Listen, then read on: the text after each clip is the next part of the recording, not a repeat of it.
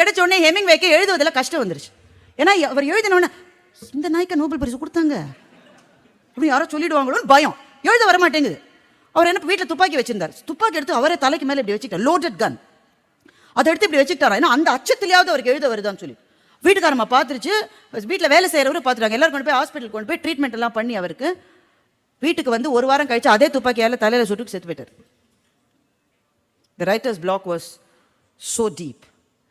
இதை எழுதிவிட்டு முத்துலிங்கம் எழுதுகிறார், இதில் ஒரே ஒரு சுவாரஸ்யமான கேள்வி எனக்கு, இந்த துப்பாக்கியை தான் ஏற்கனவே தலையில் வச்சு சுட முயற்சி செய்தாரு, அதற்கு பிறகும் அந்த வீட்டுக்காரம்மா ஏன் அதை அப்படியே வைத்திருந்தது என்று முத்துலிங்கம் எழுதுகின்றார். இதெல்லாம் உபரி கதை, இதெல்லாம் விட்டுருங்க. அந்த முக்கியமான விஷயம், எல்லாரும் காத்திருக்கோம், ஆனால் காத்திருக்கிறவர்களுக்கு ஏதோ ஒன்று கிடைக்கும் என்று ஒரு எழுத்தாளன் சொல்லுகிற போது ஒரு நம்பிக்கை வருகிறது அல்லவா? அதுதான் சாமுவேல் பெக்கெட் என்ற எழுத்தாளன் நமக்கு கொடுத்தது. அது அந்த நம்பிக்கையை ஒரு குழுவுக்கு கொடுக்க முடியாது.